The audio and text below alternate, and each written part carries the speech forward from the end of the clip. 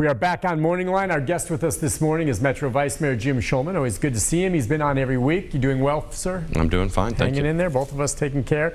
Listen, we've got the phone lines open if you have questions about the city, the pandemic, if you want a question about what's happening in the council. And we haven't even touched yet on still where we stand on that proposed property tax increase. But we've got some calls, and we'll start things off with Ann. Ann, good morning. Hi, Ann. Good morning. This past weekend, my family and I had cabins rented at Natchez Trace Parkway, and being the planner that I am, I had every marshmallow accounted for and right down to an 11-foot inflatable fishing boat so that we did not have to interact with anybody the entire time we were away. And it was for good cause, because from the time we left Davidson County until the time we arrived back, we did not encounter one individual wearing a face mask, nor did we encounter any group in Tennessee that was adhering to social distancing.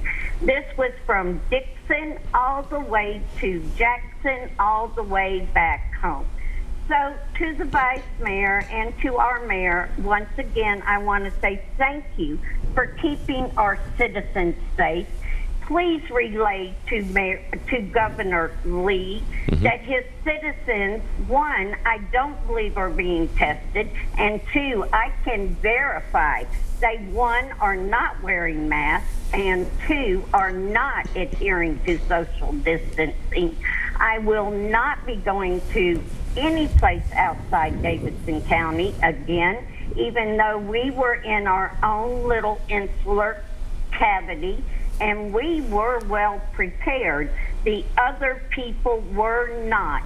And it was not being enforced in this state park. So thank you, Mr. Shulman. Thank you, Mayor. I'm so upset by this. I can't even think of our mayor's Mayor Cooper. I know Ann's someone who takes it very seriously because she shared her own story in the past about the health problems. I mean, it could be very serious for her if she were to be exposed, but she's still living her life, and good for her getting out to the lake.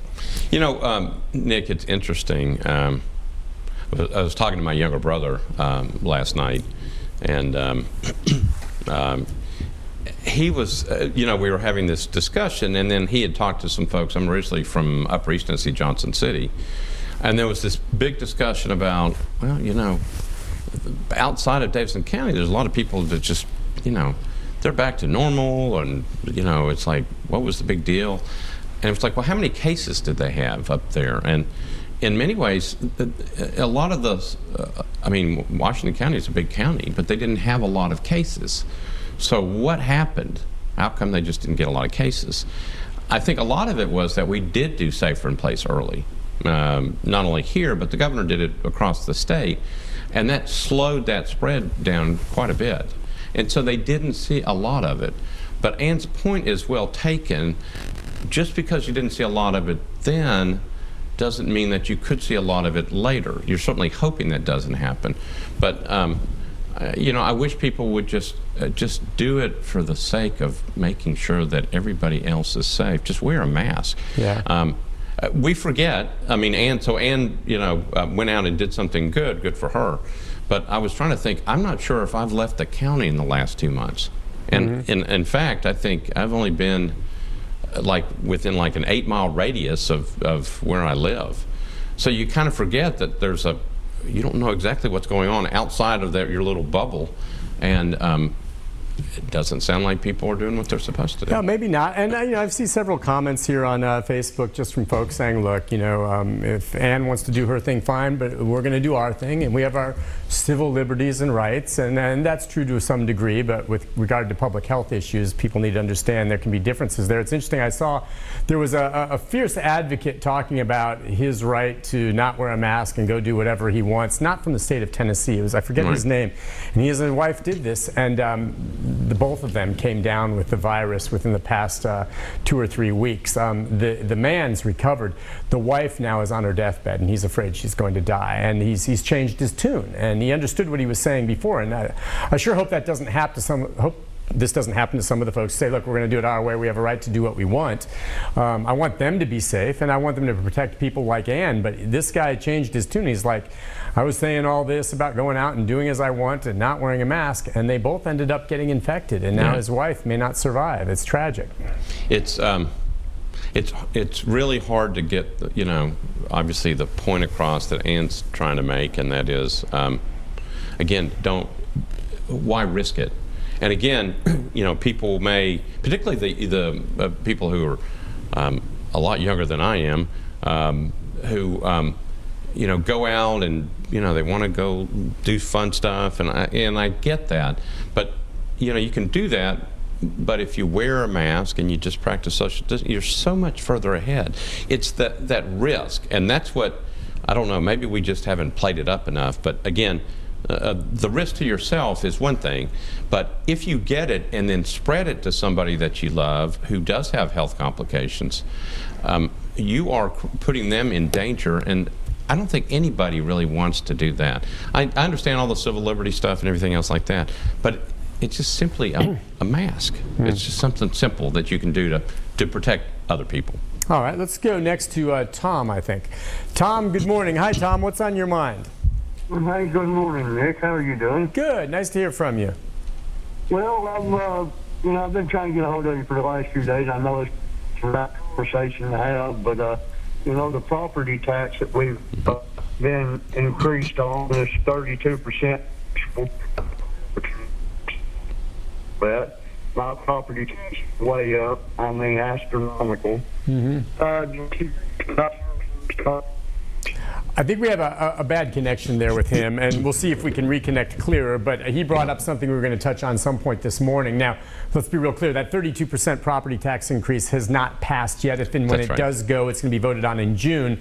So what's happening right now with regard to that? The Budget Committee looking at it. We don't know if that's what it'll be, if it'll be less, maybe more, some hodgepodge of some other fundraising efforts. What do you think? Yeah, it's on the calendar tonight on second reading, but my guess is we'll probably just defer it. We have a public hearing on the budget on June the 2nd. And we've been, some of our meetings, like tonight's meeting and the last meeting we had, are an attempt to try to figure out the best way to deal with a public hearing in a time of crisis where people aren't really supposed to be getting together in such large masses. To hear from people about the budget, hear from folks like Tom. And we're working on it. We'll give plenty of notice. We're testing some other stuff out tonight. And then we may have some people show up, but we'll be practicing social distancing on that. We want to hear from people. Okay, so it's on the calendar tonight. Has to pass by the end of June or the mayor's budget becomes law automatically. Our budget committee, led by Bob Mendes, who's the chair, has been having budget hearings virtually. He's got one tomorrow. He's got one Thursday with the school system, trying to work through the scenarios. It's as difficult as it may be, the process or the understanding is fairly simple, and that is because of the loss of economic revenues to the city. We are projected to have next year a $330 million shortfall. We have got to balance that thing out. $330 million. Yeah. And that's the problem. You can either raise your property tax and $1 will get that $330 million, or you can lower it and then you start hacking away at government. And you really can't touch the school system, and so people go, okay, well, don't touch the schools. Then it's like, who's next? Well, don't touch the police or fire. We need them. It's like, okay, well, then you just took giant chunks out of the entire budget, Nick. And then you start looking at other things. It's like, okay, well, we don't need, what about, okay, public works? Well, all of a sudden it's like, oh, don't touch them because, we need them to clear up the brush and pick up the garbage. And it's like, well, now you're starting to get it, and then it becomes really, really difficult. So the mayor, the property tax increase gets us back whole. It's not like there's a lot of stuff in there. It's just trying to keep us level. There is money in there, and we're looking at that as well, to get our fund balances back up. Rainy day funds, just call it that for now. Because when we hit a crisis like this and you don't have any money to fall back on, you're in trouble. we're looking at all that. The big thing that's still out there is this piece in Washington. If they give us some authority to use some of the CARES Act or an additional supplemental, I know it's coming from somewhere, but if they allow us to use some of those things to help reduce the deficit that we've got, then you may see the rate come back down. But at this point, you really don't have a lot of options. If you want to try to hold the city together, that's how you do it. But we are looking at it, and we want to hear from people. Yeah, and you will between now and July. The hope beyond all of that is as things reopen too, and we see the businesses going, then that gets the tax base going. People get back to work. People start spending more money. They're ready to do that too, and you see it happening.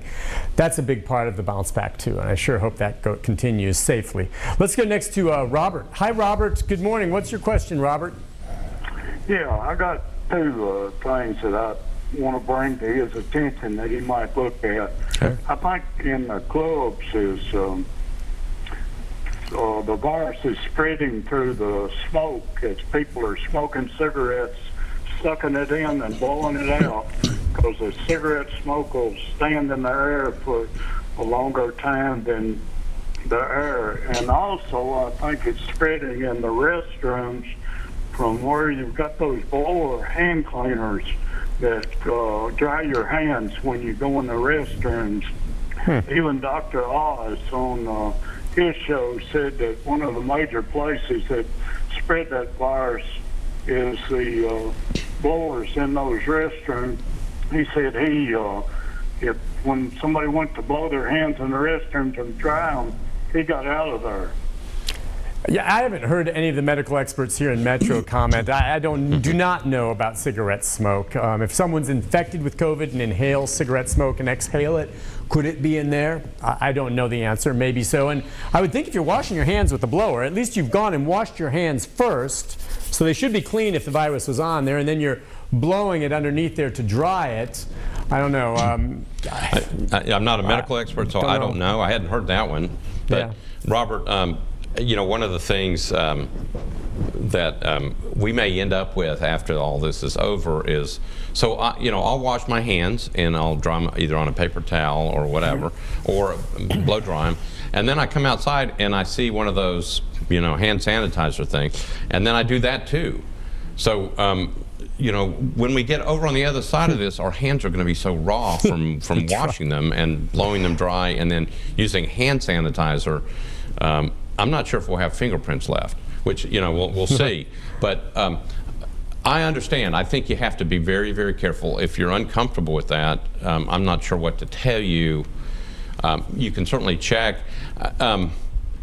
You know, Nick, what you may want to do is next time you have either Dr. Hildreth or Dr. Jahangir or anybody on, you could ask. I hadn't heard that one through smoke. Yeah, smoke. But the other part, cleanliness stuff, yeah, you want to be careful, because particularly if you're going into a public restroom or a bathroom, you know, that's in a restaurant, you know other people have been in there. Wash your hands, use your elbows to get in and out, and then even after that, make sure you're taking proper precautions as well.